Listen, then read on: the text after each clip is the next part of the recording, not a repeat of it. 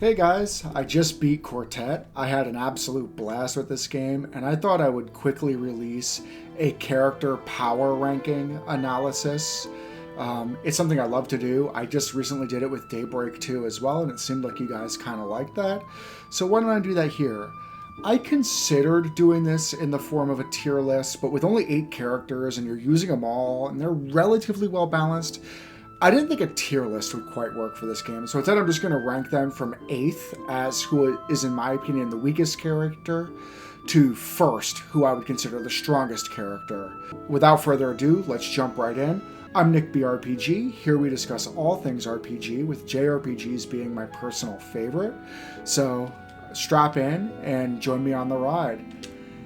Okay, and I would say the 8th character, which is to say the weakest character in Quartet, is, in my opinion, Yuna. Yuna? I don't know. In my head canon, she was Yuna. The game doesn't have voice, so who cares, right? I think Yuna's the weakest character in the game. Now, on paper, she has a lot going for her. She has absurd strength, but she has no weapons, so she still doesn't end up being that great of a physical attacker. Nikolai, Jerome, and Agata are all certainly better physical attackers than Yuna. And Yuna doesn't really have any abilities to support it either. Slam is okay. I don't know if I ever saw the stun work. Yuna's magic stat is also really weak, so her air blade is honestly just kind of hot garbage. Yuna is a very good single target healer, but she doesn't have any multi-target heals. And you want to know what else is a really good single-target healer? Your inventory. Have you seen how many potions and ethers this game gives you? So Yuna is competing with your bag, in my opinion. You mix that with the fact that she's the slowest character in the entire game, and this is a game that really privileges speed, because for starters, a lot of trash mobs are really fast and go before most of your party. It's really annoying. But in boss battles, your faster characters, like the best character in this game, who I'll be talking about much later, they can take laps. So Yuna is slow and doesn't get as many turns, and that's a problem. Arise is a decent resurrect, but again, there's items for that. Zephyr is an okay buff, right? It puts HP and AP regeneration on your party. And Nurture, right, removing everybody's status effects and debuffs is okay. Again, assuming Yuna herself isn't stunned or sleeping or silenced or whatever. If she's in your back and you swap her in, she can reset some stuff. And I will say that is pretty useful. But still, what you have is the slowest character in the game, with probably the lowest damage output in the game. Her single target heals are being competed against by your inventory and the much faster characters that can wield that inventory. There's really not a lot going for her here. I think she's the worst character in the game, and I certainly used her less than anybody else. Coming in at number 7 is Alexandra. Alexandra has... I'll just short it to Alex. Alex has a few problems.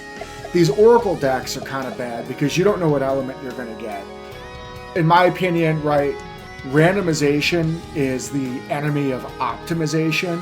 So if you don't know what element you're targeting, you just have no idea what you're going to get. She's your only Earth mage, so if the enemy's weak to Earth, there's that. Tremor, which she gets way later in the game, is an okay area of effect spell. There are definitely better multi-target spells in the game.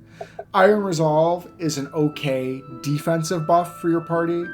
Actually, I would say the thing that I used most from Alex was Boulder Dash, because it's a decent amount of damage and it lowers the target's physical defense. The best character in this game is a physical attacker that will rip enemies apart. So I would start every boss fight off with Alex using this move to help set up my carry, and she was good for that. But Alex has very low HP and very high defense and kind of like middling magic defense, so she's still pretty frail. She dies easily. Mix that with the fact that she has no heals, mediocre support, mediocre damage, mediocre speed. How could I possibly put her any higher than 7th place? Coming in at number 6, and I would say 5 and 6 for me, I could go either way on, but I would say number 6 for me was Nikolai. In the early game, Nikolai is just hot garbage. I'm not going to mince words. He's always decently bulky, and he's an okay physical attacker with his basic attacks, but his first several abilities suck. His first several abilities are just not any good. Flame Shot's interesting because it's fire damage that's physical. There are a couple of enemies in this game with low physical defense, but you have to hit them with an element. So it comes in on like this niche, fringe, opportunity. But for the most part, these early abilities all suck. So you have a character who's decently bulky, okay physical attack, with zero utility and not even great offensive abilities. But I gotta say, Heavy Artillery, which he gets later on, is an outstanding ability. It's one of the best multi-target abilities in the entire game, and with fewer drawbacks and relatively cheap compared to some other characters' ultimate abilities. So once Nikolai gets this, he is a respectable damage dealer, especially if you're trying to attack a crowd rather than a single target, though I have to say, for the most part, when you're fighting bosses, you're fighting a single target. So Nikolai is never a standout damage dealer, in my opinion. But then there's this other ability that, God help me, I can't pronounce. Apocatastasis? Something like that. And I gotta say, this is actually a very good ability. For the most part, I keep Nikolai parked in my reserves, and if something goes really wrong with my party, right, I swap him out with whoever's still standing, and he'll revive and fully restore everybody and reset the entire fight. That's nice to have in your back pocket. Nikolai starts off, he's the weakest character in the game for a while, in my opinion. But these later abilities really do help pull him up to the 6th spot. And I would even be willing to hear an argument that he should go in 5th spot. Something I should have said earlier in this video, but I'll say now. I privilege how strong the characters are in the late game over how strong they are in the early game, because the early game is easy. The late game definitely has several power spikes, and that's going to be where you're fighting all of the hardest enemies in the game. So the stronger a character is in the late game, the more I like them. Nikolai's hot garbage early, but he kind of does pick himself up and become quite competent later on. So 6th place seems appropriate to me. Coming in at 5th is his partner, Zykaron. Zykaron? Again, who knows? Zykaron has very good speed. He's the 2nd fastest character in the game, so that's very useful because this game really does privilege speed and turn order, right, action economy abuse. But in the early game, Zykaron gets this ability right here, Soul Strike, which is just absurdly strong in the early and early to mid game. I was able to get his HP up to like 12 or 1300, and this ability does quintessence damage, which cannot be resisted based on his current HP. And for a while, he was just one-shotting most regular enemies and even devastating bosses with this. For the longest time, I considered Zykaron my 2nd best character. My 1st best was honestly the best the whole way through. We'll talk about them later. But for a while, he was fast and really pulverizing enemies with this ability. Scorch sucked. Ember's okay. Time Bend, there were a couple of times where I found some use for this, right, giving somebody the next turn. Decrepify is a pretty good debuff, but the problem with this move is that it does not lower the enemy's defense, which is my favorite stat to lower because my primary carry was doing physical damage. So that was a bummer. And then Overheat, it's a respectably hard-hitting, full-screen spell, but it takes all of his AP to do, and I gotta say, even then, there are other characters that are hitting the full screen, like Nikolai or Cordelia, or just doing a lot of damage, kind of scattershot, like Ben and Agatha, without nearly this ability's drawback, that I wasn't that impressed. So Zykaron is an absurdly good character for a while, and then in my opinion, he kind of falls off a cliff. And in the later game, I felt like he was one of my weaker characters. Does that deserve him 5th place, or should he go a little bit lower? I'm not sure, but because he was so good early, I pull him up to 5th place. Coming in at number 4, and I think this is going to shock some people because I'm a big fan of David Vink. I watched his channel where he did the power ranking, and he says this character is the strongest character in your team, and that's Jerome. And look, on paper, Jerome's an absolute unit. He has very good strength. He has absurd bulk, and he's the best healer in the game with an area with a full party heal that will basically heal your entire party to full. So he's strictly a better healer than Yuna, and he's faster than her on top of that. He's a better physical attacker than Yuna. Upward Slash is a decent single target ability, and Moulinet is an excellent area of effect ability, especially if he does land that bleed. And I gotta say, he gets a sword that lets his heals also buff strength, which, man, does the best character in the game really appreciate that. So there's a ton of utility here. You have a tank and a healer who can still do decent physical damage on top of that. So why don't I put Jerome higher? Well, I'll explain when I talk about the higher ranked characters and the utility that they bring. To me, Jerome, yes, he has okay physical attack, but he's not doing absurd damage like every other character on this list is that I'm going to be talking about after this point is capable of doing. And doing big damage is how you win the fight in the long run. Still, Jerome is quite the safety net.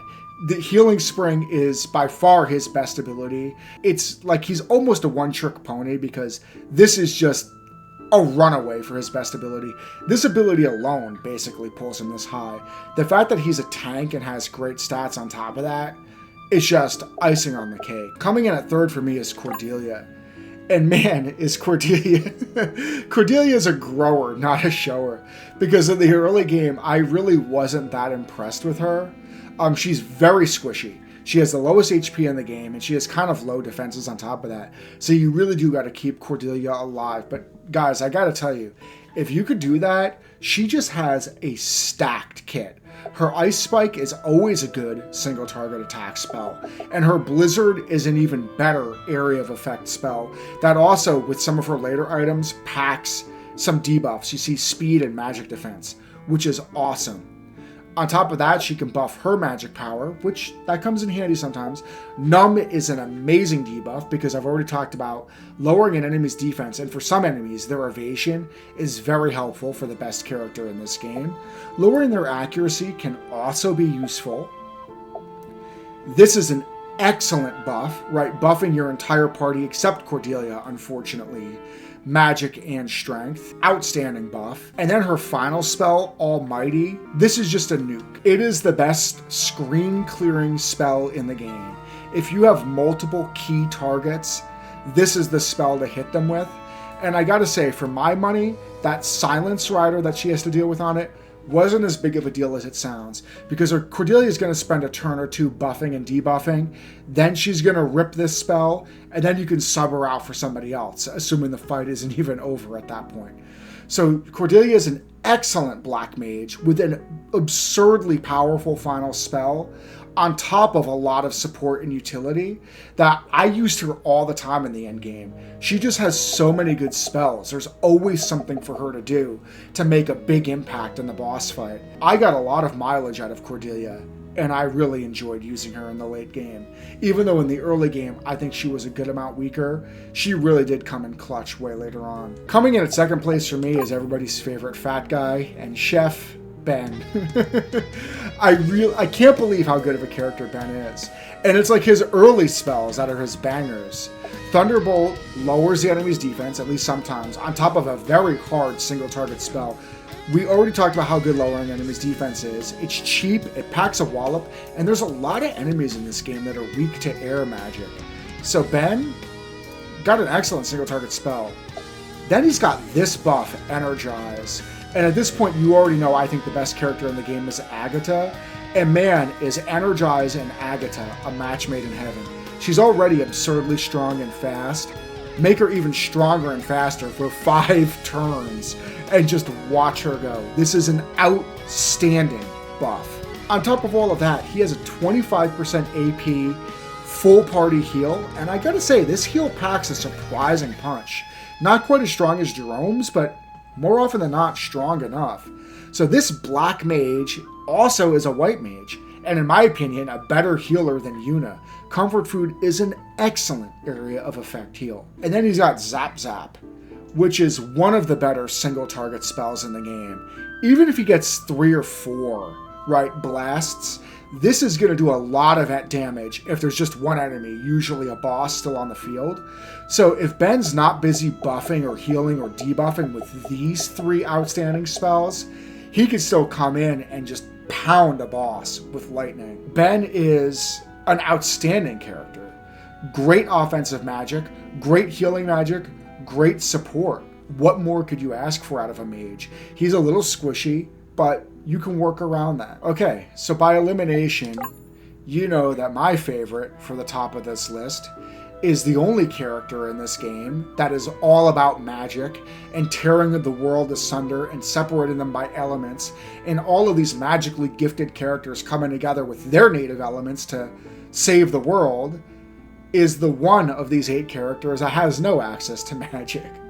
She's a barbarian girl who uses her might and speed to win. And my god, is Agatha mighty and fast. This game, we've already talked about how much this game privileges speed, right? You can take laps in this game if you get a character's speed high enough. And Agatha has the best head start in the entire party. She has the highest natural speed. But on top of that, well, let's just talk about some of these other things she has going for her before we talk about her just absolutely bonkers damage. Look at Agatha's evade. I mean, I did some things to work on it, but 90. Okay? The next closest is 31 on this party. Agatha basically dodges almost anything any enemy throws at her, so she's very hard to kill. She's very fast, and being very fast means she's actually a good support via items, right? Fast characters are the best item users in RPGs. This is known by us optimizers. But on top of all of that, she's a dual wielder. So her basic attacks attack twice, and in the early game, that is how she devastates her enemies. I gave her all of my strength tomes because she gets at least double the value out of every point of strength out of any other character. Because she attacks twice with her basic attacks, and every single one of her skills scales on her strength. And starting even from Osmos, but especially up to Onslaught, Agatha gets skills that will shred a single target like no other. Onslaught, when you get it in the mid game, just absolutely tears enemies apart. And then Javelin Rain, guys, this ability is just broken. The amount of damage Agatha will do to a single target with Javelin Rain, especially with smart setup like buffing her strength and or debuffing the enemy's defense, she will do more damage with this spell than the rest of your party could ever dream of doing combined. And it's not even close. It is unreal how much damage she does with this spell. And my strategy for every boss fight was to basically support Agatha and watch her carry. Agatha, and watch her carry. Right? She will deliver and just do bonkers damage. And you might be thinking, but Nick, she doesn't have any utility. Does that really make her the best character in the game? You know, it's funny. In video game and tabletop RPG optimization communities, we're in a renaissance where everybody understands the value of buffing and crowd control and support and debuffing. Right? As kids, we all just like, ooh, big number, good. Ooh, fireball, good. Damage, damage, damage, good. And we overlooked all of that stuff. And we all, as we matured, understood, hey, these support spells in these games are really good. Granted. But your mission objective at the end of the day in the fight is make the enemy dead. And Agatha makes enemies dead better than anyone, and it's not even close. And all of that useful support that I talk about goes to supporting her doing it, because there's nobody else in the party that can do it the way she can. It is unreal how much damage this move does. It doesn't even feel fair. Javelin Rain is just absolutely insane, especially when there's only one enemy left on the field, so that all of the javelins hit that same enemy. It's crazy.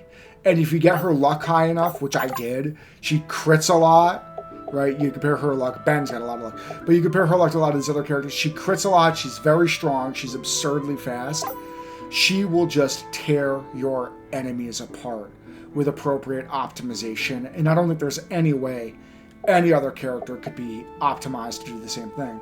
So for that reason, I think Agatha is the best character in the game. So I hope you enjoyed this power ranking video that I made immediately after beating the game. I have a lot of fun doing these sort of power analysis things, so I'll probably do this for most games that I play going forward. I also plan on giving Quartet, as well as Daybreak 2, which I recently beaten, like a more proper story analysis and review. I plan on launching some more of that stuff this week, so stay tuned. If you enjoyed this video, consider giving me a like and a sub. And otherwise, this is Nick BRPG. Thank you so much for tuning in, and I'll catch you in the next one.